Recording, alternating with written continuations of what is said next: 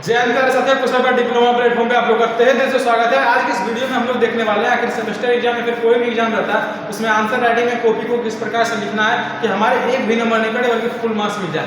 ये क्या स्ट्रेटजी होती है कि जो एक टॉपर अपनाता है और उसे फुल मार्क्स मिलते हैं, और कॉपी किस प्रकार से लिखता है कि कॉपी पूर्ण तरीके से सुंदर दिखते हैं और बहुत अच्छा तरीका से लगता है। तो आज की इस वीडियो में हम लोग यही देखने वाले हैं कि कॉपी को किस प्रकार से लिखना है, और हम कोई टिप्स नहीं इसमें देने वाले बल्कि आपको कॉपी डायरेक्टली दिखाएंगे कि कॉपी कैसे लिखा जाता है। अगर वीडियो पे चैनल पे नए हैं तो चैनल को सब्सक्राइब कर लीजिए, और वीडियो अगर फेसबुक पेज पे देख रहे हैं तो पेज को फॉलो करना ना भूलें। साथ ही साथ वीडियो को उन दोस्तों के साथ साझा कर दीजिए जो अब की बार आपके साथ एग्जाम देने वाले हैं या फिर जो मतलब इस वीडियो से जिनकी हेल्प हो सकती है। तो चलिए बिना देर करते इस वीडियो को हम लोग शुरुआत करते हैं। ठीक है, चलिए देखिए ये हमारी जो आप देख रहे होंगे, थोड़ा सा मैं इसको जूम कर रहने दीजिए ऐसे ताकि आपको अच्छे से विजिबल हो, थोड़ा सा ज़्यादा देने। ठीक है, हम लोग यहाँ पे कॉपी जो देख रहे हैं आप, ठीक है, ये कॉपी हमारी खुद की है। बस आपको जो पेजेस है वहाँ पे अलग तरीके से मिलेंगे, लेकिन जो पेज का आकार है वो बिल्कुल इतना ही रहेगा। और किस प्रकार से आंसर राइटिंग करना है इस चीज़ को हम लोग देख लेते हैं। ठीक है, हर एक चीज़ को हम लोग शॉर्ट तरीके से समझेंगे, बहुत ही कम तरीके से 9 से 10 मिनट के वीडियो बनाने हैं और आपको इतना मैं सब कुछ बताएं। सबसे पहले देखिए मैथमेटिक्स ये सारी चीज़ें तो आपको फिर अलग तरीके से ही कर लेनी है।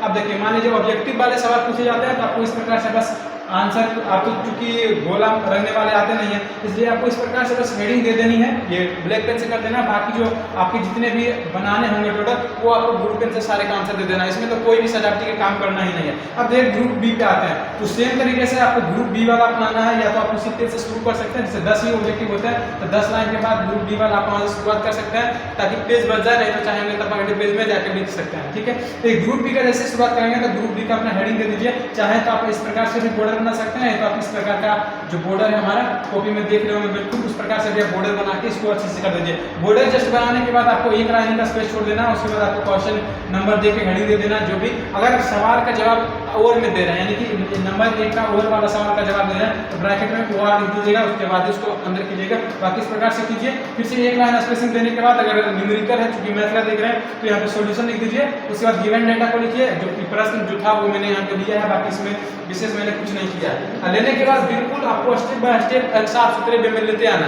अब देखिएगा स्टेप जब चेंज कीजिएगा तो प्रयास कीजिए कि जब 1-2 स्टेप पूरा हो जाएगा ना तो थोड़ा सा स्पेस छोड़िए, और अगर इस प्रकार से जो भिन्न तरीके वाले सवाल होंगे तो आप थोड़ा सा स्पेस छोड़िए ताकि भिन्न का जो ड्यूरेशन है वो अच्छे से साफ साफ दिखे और हमारे ये जो सारे जो सिंबल है वो सारे अच्छे से दिखे। बाकी बात जब आंसर आ जाएगा उसमें क्या करना है इस चीज को भी आपको थोड़ा सा समझना चाहिए। आंसर को क्या करना है ये आपको हम बता देते हैं, थोड़ा सा अगले क्वेश्चन में देख लीजिएगा। सेम प्रकार से वही चीजें करना है, इसमें विशेष कुछ नहीं है, बस आपको उसी प्रकार से हेडिंग दे देनी है। उसके बाद सॉल्यूशन लिखा, फिर जो भी हमारा इक्वेशन दिया गया था इक्वेशन देने के बाद हर एक प्रश्न को मैंने सोल्व किया, बाकी कुछ नहीं किया। अब देखिए आंसर यहाँ 0 आया था, कर ये सकते हैं जब लास्ट में आंसर आए ना तो ये वाला ANS बराबर 0 करके इसको एक ऐसे करके आउटर जो हमारा रेक्टेंगुलर कलर का बॉक्स है उसमें बंद कर दीजिए। उसके बाद ये वाला थोड़ा सा पोर्शन निकाल के इसको ANS कर दीजिए। इसका फायदा ये होगा कि डायरेक्ट क्वेश्चन से स्टेप तो जो टीचर होंगे वो देख लेंगे, बाकी बात डायरेक्टली आपको ये देखेंगे कि आंसर सही आया या नहीं, तो आपको फुल मार्क्स मिल जाएगा। बाकी आपका जो नंबर है वो नहीं कटेगा। इसी प्रकार से ग्रुप बी के सारे सवाल का जवाब देना है। बाकी बात ग्रुप सी में भी मैथ वाले सवाल है तो मैथ का कॉपी इसी प्रकार से बनाते जाना, और इसमें तो कोई स्ट्रक्चर छुट्टी होती नहीं है, बस आप कॉपी देख सकते हैं कि कॉपी किस प्रकार से लिखा हुआ है। ठीक है, आप जस्ट ऑब्जर्व कीजिए कि PDF देखिए ग्रुप में भी चला जाएगा, इसलिए ग्रुप में अगर ज्वाइन नहीं है तो ज्वाइन हो जाएगा फटाक से। ठीक है, सिंपल तरीके से सारी वही स्टेप अपनाना है और कुछ नहीं करना है। देखो यहाँ पे मैंने किया ना, एक बस अंडर कर दिया, उसके बाद लिख दिया आंसर। ठीक है, और कोई विशेष नहीं। अब हम लोग किया थोड़ा सा देख लेते हैं थ्योरिकल जो पेपर होता है थ्योरिटिकल, उस चीज को हम लोग देखते हैं, उसका आंसर राइटिंग इस प्रकार से करना, इस चीज को हम लोग थोड़ा सा यहाँ पे समझ लेते हैं। ठीक है, देखिए आपको पिछले वीडियो में मैंने बताया था कि आपको किस प्रकार से कितना आंसर देना है, नहीं देना, कितने पॉइंट लिखने हैं। ठीक है, क्योंकि डिफरेंशिएशन वाला सवाल है तो आपको वही प्रकार से सिंपल तरीके से हेडिंग दे दिए। उसके बाद अगला लाइन में क्या मेन प्रश्न का जो हेडिंग बनना चाहिए था उसका हेडिंग, जैसे difference between star and delta connection है, इसका हमारा हेडिंग बन गया। अब चाहेंगे तो इसको आप ऐसे अंडरलाइन भी कर सकते हैं, अन्यथा नहीं भी करेंगे। अंडरलाइन कीजिएगा तो आपके साथ एक दिक्कत हो सकती है, अगर लाइन पर अंडरलाइन कीजिएगा तो ये वाले जो अक्षर है वो खराब बन जाएंगे, इसलिए प्रयास कीजिए अंडरलाइन ना कीजिए। बाकी जो कंटेंट होगा उसको ब्लू पेन से लिखिए। देखिए आपको अंडरलाइन जो बेसिस है किस बेसिस पे आप डिफरेंशिएट कर रहे हैं, अगर डिफिनेशन पे दे रहे हैं इसका ये हमारा स्टार कनेक्शन का डिफिनेशन दीजिए, डेल्टा कनेक्शन का डिफिनेशन दीजिए। इधर कनेक्शन ऑफ टर्मिनल्स का देखना है तो यहाँ पे इसका दे दीजिए, इसमें यहाँ पे इसका दे दीजिए। किस बेसिस पे कर रहे हैं इससे करने 5 से 6 पॉइंट लिखना, ज्यादा नहीं लिखना। इस प्रकार से आंसर राइटिंग करनी है और इस प्रकार से डिफरेंशिएशन वाला हमारा सवाल बनाना, ज्यादा कुछ नहीं करना। ठीक है, अब जैसे ही देखिए जब सवाल का एक अंत हो जाएगा, जब एक सवाल अंत कर दीजिएगा तो एक लाइन यहाँ पे छोड़ दीजिए, उसके बाद एक बड़ा सा बिंदु एक तरफ हमारी सेंटर लेते हुए। ठीक ठीक है ना। उसके बाद एक लाइन इसको खींच दीजिए। इसका मतलब ये होगा कि ये जो हमारा क्वेश्चन था इसका जवाब अंत हो गया, इसके आगे इसका जवाब नहीं है। जस्ट उसके बाद आपको वही फॉर्मेट में इसका आंसर जो अगला हमारा हेडिंग है अगला नंबर का वो वाला दे दिए। चूंकि और का दे रहे हैं तो और कर दिए। फिर एक लाइन छोड़ने के बाद मैंने जो थायराइड लो पूछा था थायराइड लो का हेडिंग दिया। फिर एक लाइन छोड़ने के बाद क्या है कि मैंने उसका जो भी चीजें लिखना शुरू किया। प्रयास कीजिएगा ये जो आपको लिखावट होगा वो भी अच्छे तरीके से होनी चाहिए, ठीक है। आगे हम लोग देखते हैं यहाँ पे। देखिए ये वाला मैंने डिफिनेशन दे दिया। उसके बाद मैंने क्या करा है पॉइंट सारा दिया। देखिए 8 से 10 पॉइंट मैंने कहा था आपको, डिफिनेशन दे दिया। हमारा ये पॉइंट देखिए ये सारे पॉइंट्स मैंने लिख दिया है। पॉइंट में क्या करा, एक पॉइंट लिखिए, एक लाइन छोड़िए, एक पॉइंट लिखिए, फिर लाइन छोड़िए। ऐसे करके आपको कॉपी जो है ना बिल्कुल साफ दिखेगा। ये तरीके अपनाने हैं, इसके अलावा विशेष इसमें कुछ नहीं करना, ठीक है। देखिए 4 पॉइंट हमारा उधर हो गया। अब फैराडे से लो पूछा था, क्योंकि फैराडे सेकंड लो क्या होता है। फैराडे सेकंड लो मैंने यहाँ पे आप जो मैंने हेड का सिंबल बनाया उसके जगह आप कोई अन्य सिंबल बना सकता है अगर नहीं जानते बनाने को, ठीक है। फिर मैंने इसका हेडिंग दिया। उसके बाद उसका जो डिफिनेशन था मैंने वो कर दिया। अब डिफिनेशन देने के बाद उसका जो हमारा इक्वेशन आता है फॉर्मूला, पिछले वीडियो में मैंने बताया था कि फॉर्मूला आया तो उसको जो क्या करना है बॉक्स में बंद कर देना। मैंने इसको कर दिया। बस इतना देखिए 6 पॉइंट उधर हो गया हमारा और हमारा फॉर्मूला आ गया। टोटल हमारे फुल मार्क्स यहाँ पे मिल जाएगा, कोई दिक्कत नहीं। अब बाकी देखिए यहाँ पे क्या करना है हमारा, जब हमारे ये सारे जो थे फॉर्मूला लिखने के बाद मैंने इसको डिफरेंशिएट कर दिया कि मेरा प्रश्न यहाँ पे समाप्त हो गया है, ठीक है। अगला हम लोग यहाँ पे देखिए अप्लाइड फिजिक्स का उदाहरण मैंने लिया है। अप्लाइड फिजिक्स का सेम उसी प्रकार से आपको हेडिंग दे देना है। हेडिंग के अलावा विशेष इसमें कुछ नहीं है। एक लाइन छोड़ने के बाद सवाल क्या पूछ रहा था, ऑप्टिकल फाइबर क्या होता है। ऑप्टिकल फाइबर का मैंने हेडिंग दिया। ऑप्टिकल फाइबर हेडिंग देने के बाद करना यह है कि उसको क्या होता है उसका थोड़ा सा डिफाइन कर देना शॉर्टर में।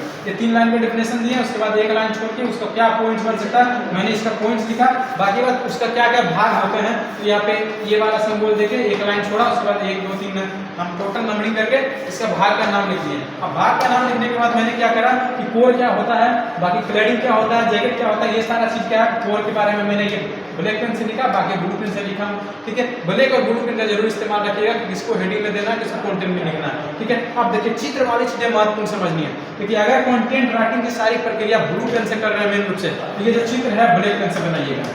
क्या से बनाना है, ब्लैक पेन से। इसका फायदा ये है कि ब्लू में ब्लैक ज्यादा दिखेगा। अब ब्लैक पेन से बनाइएगा। अब ई भी है जब ब्लैक, ये सारा जो हमारा डायग्राम है अगर ये ब्लैक पेन से बनाए हैं तो ये वाला जो हमारा तीर ले रहे हैं और ये कोई लिख रहे हैं इसको आप ब्लू पेन से कीजिएगा, ताकि इसके बीच में पता चले कि ये थोड़ा सा अलग है, दिखे, इसमें हाईलाइटेड थोड़ा सा हो जाए। इस चीज को अपनाइए। बाकी कंटेंट राइटिंग अगर ब्लैक पेन से कर रहे हैं तो इसको ब्लू पेन से बनाइए। इसको फिर जो हमारा नामांकन है वो अपना ब्लू पेन से या फिर ब्लैक पेन से जो भी सूटेबल हो आपके हिसाब से वो कर लीजिएगा। बाकी वही है, उसका पॉइंट लिखा मैंने। फिर हमारा क्लैडिंग क्या होता है, ग्लेडिंग क्या होता है उसका मैंने हेडिंग दिया। फिर उसका पॉइंट, जैकेट क्या होता है उसका पॉइंट। उसके बाद प्रश्न खत्म हो गया, वही सिंबल अपना लिया और बाकी विशेष इसमें कुछ नहीं है। बस आपको फॉर्मेट दिखाना है, फॉर्मेट किस प्रकार से लिखना है। आप चूंकि वीडियो में भी देख के समझ रहे होंगे कि कॉपी किस प्रकार से सुंदर दिख रही है या नहीं दिख रही है, ठीक है। अब देखिए सिंपल है, आईटी सिस्टम का मैंने लिया तो सिंपल से फिर से आंसर का वही चीज देना है। फिर आपका हेडिंग दे देना है। हेडिंग देने के बाद देखिए चूंकि जो हमारा आईटी सिस्टम है या फिर प्रोग्रामिंग का होता है उसमें हम लोग क्या करते हैं, टाइप का इस्तेमाल करते हैं, स्टेप का इस्तेमाल करते हैं। इसलिए मैंने यहाँ पे देने के बाद सारे स्टेप को स्टेप 1 हेडिंग दिया, उसके बाद उसका कंटेंट लिख दिया, स्टेप 2 हेडिंग दिया, उसका कंटेंट लिख दिया, स्टेप 3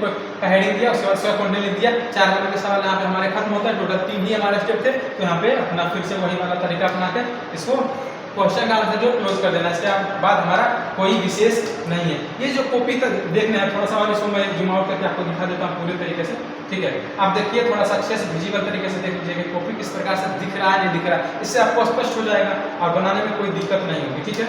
आप लोग यहाँ से अच्छे से देख लीजिए कॉपी का आंसर राइटिंग है तो किस प्रकार से किया गया है। ज़्यादा कोई विशेष इस वीडियो में नहीं था, बस यही आपको बस दिखाना था कि कॉपी का स्ट्रक्चर किस प्रकार से होना चाहिए। इसके अलावा भी कोई दिक्कत रहती है तो आप कमेंट बॉक्स में पूछ सकते हैं, अन्यथा आप डायरेक्टली हमारे व्हाट्सएप चैनल पे जुड़ के भी पूछ सकते हैं और व्हाट्सएप पे कॉन्टैक्ट भी कर सकते हैं, ठीक है। अगर अन्य किसी प्रकार का वीडियो का हेल्प चाहते हैं तो आप कमेंट बॉक्स में बता सकते हैं। बाकी बात यह वीडियो कैसा लगा जरूर बताइएगा कमेंट बॉक्स में। और ये जो कॉपी का PDF है आपको ग्रुप में मिल जाएगा, इसलिए ग्रुप को ज्वाइन कर लीजिए। फिर मिलेंगे नेक्स्ट वीडियो में। जय हिंद, जय भारत, धन्यवाद।